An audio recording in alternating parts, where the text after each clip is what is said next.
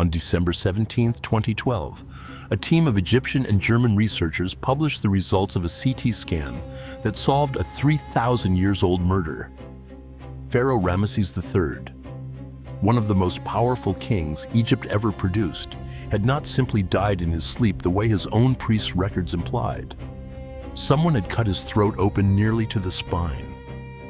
For 3,000 years, official Egyptian history had no room for a fact like that.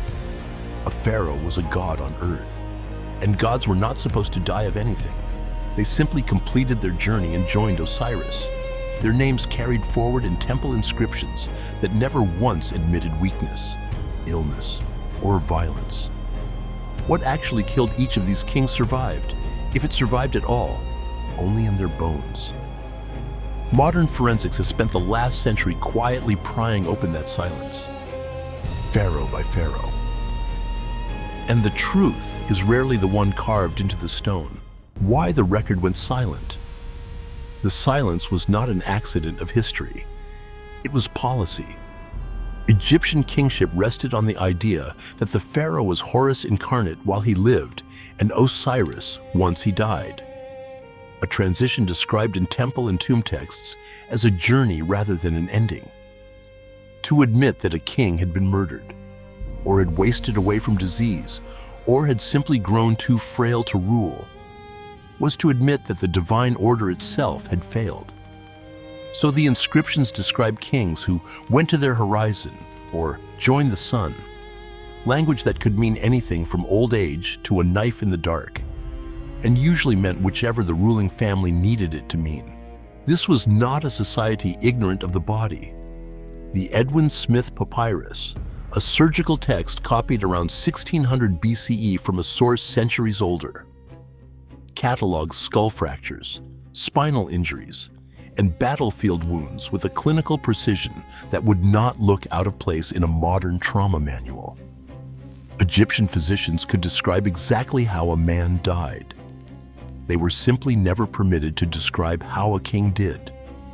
Not in writing, meant to last. Mummification itself became part of the cover story. Embalmers routinely packed wounds with linen, resin, and wax before wrapping a body, smoothing over the very injuries a modern pathologist would most want to see. More than one royal mummy examined in the 21st century turned out to be hiding damage its own funerary priests had gone to considerable trouble to disguise. What survived instead of an honest record were the bodies themselves. And bodies do not lie the way inscriptions do. Every fracture, every abscess, every blade mark stays fixed in the bone long after the priests who buried it are gone. Which is why the real biography of a pharaoh's death usually begins centuries later, on an X-ray table rather than a temple wall. The first king and the first legend. The earliest pharaoh whose death anyone claimed to know anything about is also the least reliable case in this entire account. Mummies, credited with uniting Upper and Lower Egypt around 3100 BCE and possibly the same figure as the historical King Narmer, appears in the writings of the priest Manetho, composed some 2,800 years after the fact, with a single, strange detail attached to his reign. He was carried off and killed by a hippopotamus. No contemporary inscription confirms it. No burial record survives to check it against. It may be a folk memory, a moral parable about the god Seth's animal, or a simple confusion of names compounded over 30 centuries of retelling. It survives at all only because Manetho wrote it down, and it sets the pattern that would repeat for the next 3,000 years. The more famous the king, the murkier the actual cause of death becomes, buried under myth, propaganda, or simple silence. The Old Kingdom's buried suspicions: Djoser, Sneferu, and Khufu. The builders who raised the Old Kingdom's great stone monuments across the 3rd and 4th dynasties all died in circumstances the record treats as unremarkable. Old age, most likely. Though their tombs were robbed so thoroughly in antiquity that even their bodies never survived to be examined. Khufu's case is the strangest of the three precisely because so little is left to check. When his burial chamber inside the Great Pyramid was finally forced open in the 9th century CE, it was already empty. Its granite sarcophagus present, but its lid broken and its contents gone, leaving no body at all for any future scientist to question. Whatever killed the builder of the largest tomb ever raised for a single man is a question with no evidence left to answer it. The silence breaks with Teti, founder of the 6th dynasty around 2345 BCE. Manetho states flatly that Teti was murdered by his own bodyguards. No inscription from Teti's own time admits any such thing, and Manetho was writing over 2,000 years after the assassination he describes, which is reason enough for caution. But the circumstantial evidence lines up in an unsettling way. Egyptologist Naguib Kanawati has pointed out that the number of royal bodyguards recorded at court expanded sharply during Teti's reign. Exactly the kind of institutional response a palace makes after, not before, a security failure. Teti's own pyramid complex was left unfinished at Saqqara, and the succession that followed him is confused enough in the record to suggest a court in crisis rather than a smooth transfer of power. That crisis, whatever its cause, resolved into one of the strangest reigns in Egyptian history. Pepi II, who came to the throne as a child around 2278 BCE, and, according to the Turin King list and Manetho's own tally, ruled for roughly 94 years, the longest reign of any monarch in recorded history, if the number is accurate. Some modern historians suspect a scribal error inflated 64 years into 94, and the true figure may never be settled. What is not in dispute is the effect. A king who outlived his own heirs, his own courtiers, and very possibly his own competence, left the machinery of the Egyptian state to provincial governors who had spent decades governing without real oversight from the top.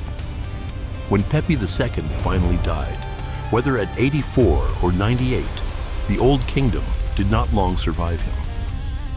Within a generation, Egypt fractured into the First Intermediate Period, and a single king's refusal to die on any reasonable timetable is one of the reasons historians point to for why a king killed in his own bed. Order returned with the 12th dynasty and King Amenemhat I, who seized the throne around 1991 BCE and spent his reign consolidating a fractured Egypt back into one state. His death is the single best documented royal assassination in all of pharaonic history, not because an investigator wrote it up, but because the king himself, or a scribe writing in his voice after the fact, did. The Instructions of Amenemhat, a text composed for his son and successor, Seqenenre I, describes the murder from the victim's own perspective. It happened at night, in the king's private chambers, while Seqenenre was away leading a military campaign. And the attackers came from inside the palace itself, likely from within the royal harem. It was after supper, when night had fallen, and I had spent an hour of happiness. The text recalls, before the king describes waking to violence with no guards near enough to help. Whether Amenemhat actually dictated these words or Seqenenre commissioned them afterward to justify tightening his own grip on the throne is debated among Egyptologists. What is not debated is the message Seqenenre took from his father's death. He ruled through a lengthy co-regency with his own son, a practice that would recur through the 12th dynasty specifically to avoid the vulnerable gap in power that had gotten Amenemhat killed. The caution paid off for generations. Seqenenre III, who ruled from around 1878 to 1839 BCE, campaigned deep into Nubia and died of what the record simply does not specify, though his statues offer their own quiet testimony. Unlike the serene, idealized faces carved for most Egyptian kings. Seqenenre III's portraits show a heavy-lidded, deeply lined face. An image scholars have long read as a deliberate choice to depict the weight and exhaustion of command rather than evidence of any specific illness. Whatever finally killed him. It was not a blade in the dark. The co-regency system his great-grandfather's murder had inspired held the 12th dynasty together for another century before the throne began passing through weaker hands again. Executed on the battlefield. By the 17th dynasty, Egypt had fractured again, this time under foreign occupation. The Hyksos, a Near Eastern dynasty of rulers, controlled the Nile Delta from their stronghold at Avaris, while native Egyptian kings governed a shrunken kingdom from Thebes in the south. Seqenenre Tao, who ruled Thebes around 1558 BCE, is remembered as the king who opened the war to expel them, and his mummy is the most violently eloquent death mask that has survived from ancient Egypt. A CT scan conducted in 2021 by Sahar Salim and Zahi Hawass found what earlier, cruder examinations had missed. A deep axe wound across his forehead, stab marks around his eyes and cheeks, and a blow to the base of his skull, likely delivered by a spear or dagger. All inflicted by at least 2 different weapons from 2 different angles. His hands showed no defensive wounds at all, a detail the researchers read as evidence that they had been bound behind his back when the blows landed. Seqenenre Tao was not killed in the chaos of open combat. He was captured, restrained, and executed.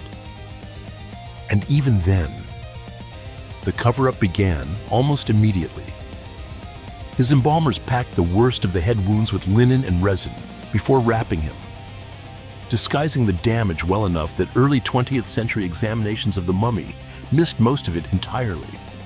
It took a CT scanner nearly 100 years later to see past what Bronze Age priests had deliberately hidden.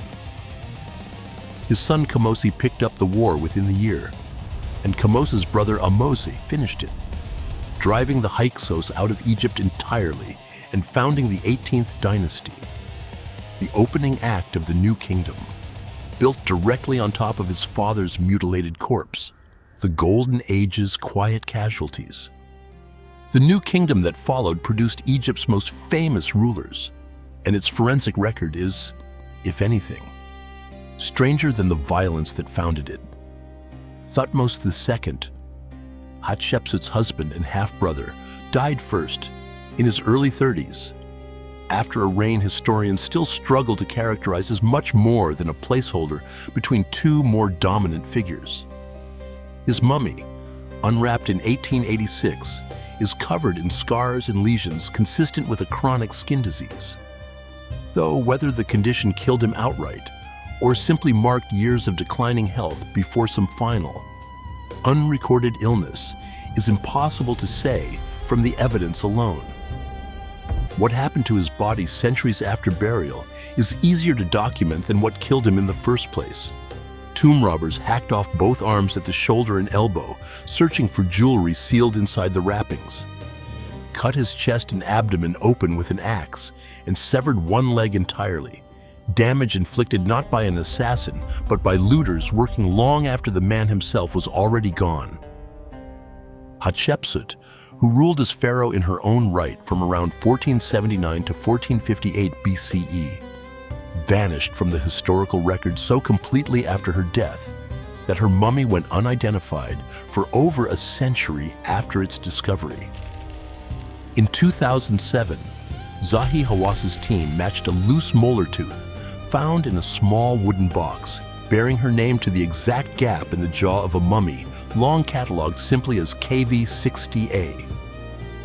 CT scans of that mummy revealed a woman who had died in her 50s, overweight, diabetic, and riddled with bone metastases consistent with cancer. A jar of skin lotion found among her belongings, analyzed decades later, was found to contain benzopyrene, a carcinogenic compound. Some historians now suspect Hatshepsut spent years unknowingly poisoning herself while treating a chronic skin condition that ran in her family. The identification remains debated among specialists over the strength of the DNA evidence. One more entry in a very long list of Egyptian royal deaths that modern science can narrow, but not always close. Her successor's line runs through one of the most argued over deaths in the ancient world, Akhenaten, the pharaoh who briefly abolished Egypt's traditional gods in favor of the sun disk Aten and moved the capital to a city built for the purpose. He died around 1336 BCE, and even the location of his body is disputed. A badly damaged mummy recovered from tomb KV55 has been proposed as his remains, though the skeleton's age at death and the identification itself remain genuinely contested among Egyptologists, with some evidence pointing instead to his shadowy successor, Seqenenre. What toppled the Amarna experiment after Akhenaten's death is clearer than what killed him. Within a decade, the old gods were restored, his monuments defaced, and his name struck from the later king lists as though the entire episode had been a mistake to be erased rather than a reign to be remembered. His son inherited a kingdom in the middle of that correction and did not live to see it finished. Tutankhamun died around 1324 BCE at roughly 19 years old, and a 2010 genetic and CT study led by Hawass's team, published in the Journal of the American Medical Association, found a body working against itself. A cleft palate, a club foot, Kohler's disease slowly destroying the bones of his left foot, and DNA from at least one strain of malaria parasite in his tissue. The same study confirmed what tomb inscriptions had only hinted at. Tutankhamun's parents were siblings, and the genetic cost of that union likely compounded every other ailment he carried. The immediate trigger for his death may have been a broken leg, a fracture visible on CT scans, which combined with the malaria infection to overwhelm a body that had probably needed a cane to walk since childhood. He left no heir, and the throne passed in quick and unstable succession to his elderly vizier I, and then to the general Horemheb, neither one connected to the royal bloodline by birth. The clearest possible sign that the 18th dynasty's ruling family had, quite literally, run out of blood to pass the crown through. The long reign and the murdered king. Ramesses II, who took the throne in 1279 BCE and held it for 67 years, represents the opposite extreme. A death so unremarkable that historians can say almost nothing definite about it, beyond the evidence of decades of ordinary human decline. His mummy, examined repeatedly across the 20th century and most recently by Salim's team, shows severe dental abscesses, worn teeth, arthritis, and a spine curved from what was likely years of a hunched, pain-limited posture in old age. In 1976, the mummy was flown to Paris for treatment after a fungal infestation was discovered, actively degrading the tissue. And French conservators spent months halting the decay. The episode says less about any mysteries surrounding his death than about how carefully modern Egypt has chosen to preserve the evidence of a king who, by all indications, simply outlived his own body. His grandson's grandson had no such peaceful end. Ramesses III, whose death opened this account, ruled from 1186 to 1155 BCE and was murdered in a conspiracy hatched inside his own harem. The Judicial Papyrus of Turin, a trial record that survived the millennia intact, names Queen Tai as the plot's architect, working to clear the throne for her son Pentawere over the legitimate heir. The papyrus lists dozens of conspirators, guards, officials, harem women, even a magician accused of supplying poison and wax figures for ritual cursing, and records their sentences. Several of them execution or forced suicide. What the papyrus never states outright is whether the plot actually succeeded in killing the king. And for decades, some historians assumed Ramesses III had survived the attempt only to die of unrelated causes weeks later. The 2012 CT scan closed that question permanently. The wound in his throat was fatal, inflicted with a blade sharp enough and a cut deep enough that he could not have lived more than minutes afterward. A second mummy, catalogued for over a century only as Unknown Man Ea, was found through genetic testing to share a father with Ramesses III. His body was never properly embalmed at all, wrapped instead in an uncured goatskin considered ritually unclean. And his face is frozen in a wide-mouthed contortion that earned him the nickname the Screaming Mummy, long before anyone knew who he was. Researchers now read that expression, along with the absence of any organ removal or preservation ritual, as the marks of a man buried in disgrace rather than a natural death. Pointing toward Pentawere himself, likely forced to take his own life as punishment for the murder his mother orchestrated. The last native kings. By the time Egypt's 26th dynasty gave way to Persian conquest in 525 BCE, the pattern of violent transition was well established. Psamtik III, who had ruled for less than a year when the Persian king Cambyses II invaded, was defeated at Pelusium and initially spared, according to the historian Herodotus, treated by his conquerors with something close to respect. That mercy did not last.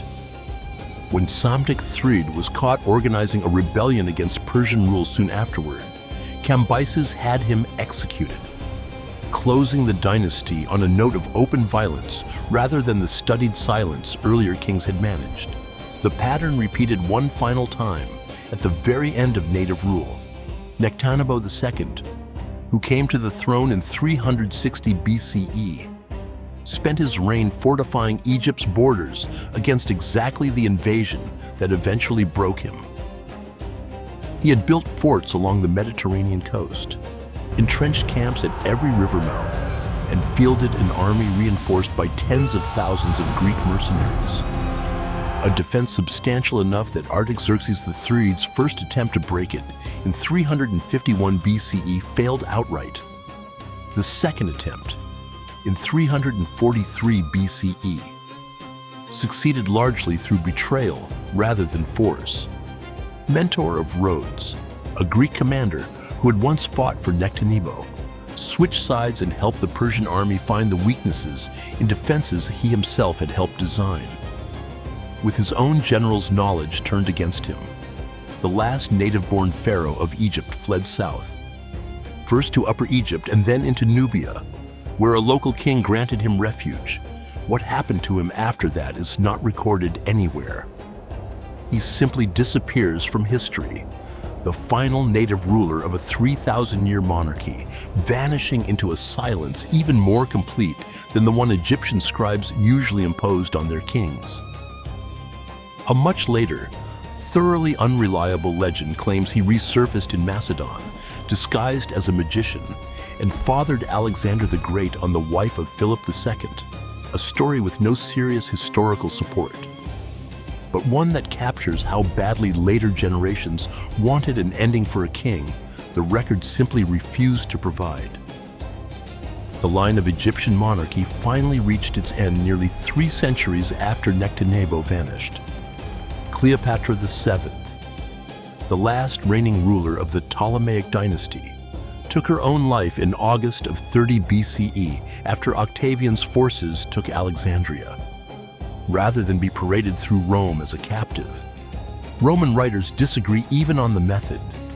Plutarch, Strabo, and Cassius Dio variously describe an asp smuggled in a basket of figs, a poisoned hairpin, or a toxic ointment. And modern toxicologists have pointed out that an Egyptian cobra bite is a slow and uncertain way to guarantee death, casting doubt on the most famous version of the story. Some historians go further still, suggesting Octavian may have pressured her towards suicide precisely because a queen who died by her own hand made for a cleaner political story than one he had visibly executed. But Cleopatra was not, strictly speaking, the last pharaoh. That distinction belongs to her 17-year-old son Caesarion, crowned co-ruler years earlier, and after his mother's death, the last living claimant to a throne that had passed from king to king for 3,000 years. Octavian had him hunted down and killed within days, reportedly on the advice of a philosopher who told him that having more than one Caesar alive in the world was not a good idea. Unlike almost every death in this account, Caesarian's requires no CT scanner, no genetic test, no centuries of forensic guesswork to confirm. It is the one royal death in 3,000 years of Egyptian history that was never hidden, never mythologized, and never in any real doubt, recorded openly by the men who ordered it the same day it happened. The last native kings. The scale of the problem that eventually forced that decision is preserved in an unusually candid set of court documents. Under Ramesses IX, around 1110 BCE, officials put named men on trial for breaking into royal and noble tombs across the Theban necropolis, and the surviving record, now known as the Papyrus Abbot, describes a mayor named Pacer accusing his rival Pharaoh of failing to protect the tombs under his jurisdiction. One government official trying to pin a corruption scandal on another, while the graves of Egypt's own kings were actively being emptied around them. None of these bodies would have survived to be scanned at all if not for the act of institutional panic that followed soon after. By the 21st dynasty, tomb robbery in the Valley of the Kings had become so severe and the state so broke that the priesthood at Thebes made a drastic decision. Rather than continue defending dozens of individually plundered royal tombs, they gathered the mummies of Egypt's greatest kings, Seqenenre Tao, Ahmose, the Thutmoside pharaohs, Seti Ferd, both Ramesses II and Ramesses III among them, stripped many of their remaining jewelry in the process, rewrapped what was left, and hid the entire collection together in a single unmarked shaft near Deir el-Bahari. It stayed sealed and unknown to the outside world for close to 3,000 years, until a local family began quietly selling artifacts traceable to it on the Luxor antiquities market in the 1870s. And Egyptian and European investigators traced the leak back to the tomb itself in 1881. More than 50 royal mummies came out of that single shaft in the space of 2 days. Without that one act of ancient triage, half the deaths this account describes would have no body left to examine at all. What finally cracked open this 3,000-year pattern of silence was not a lost text, but a piece of medical equipment. The Egyptian Mummy Project, launched under Zahi Hawass in the early 2000s, ran CT scans and DNA tests across dozens of royal mummies held in Cairo, turning tombs that had been sealed to protect a king's secrets into evidence rooms that finally exposed them. Ramesses III's throat, Seqenenre Tao's bound wrists, Tutankhamun's malformed foot, Hatshepsut's cancer. All of it sat inside linen wrappings for 3,000 years, waiting on a radiologist rather than a scribe to finally tell the truth. Dozens of royal mummies in Egyptian collections still have not been comprehensively scanned, and the identifications that have been made continue to draw challenges from specialists who want stronger genetic confirmation before they are treated as settled. Every inscription that once declared a king had simply gone to his horizon is still, in a real sense, an open case file. The stone said the pharaohs never died. Their bones have spent 3,000 years quietly proving otherwise, and there is no reason to think the last of those corrections has been made yet.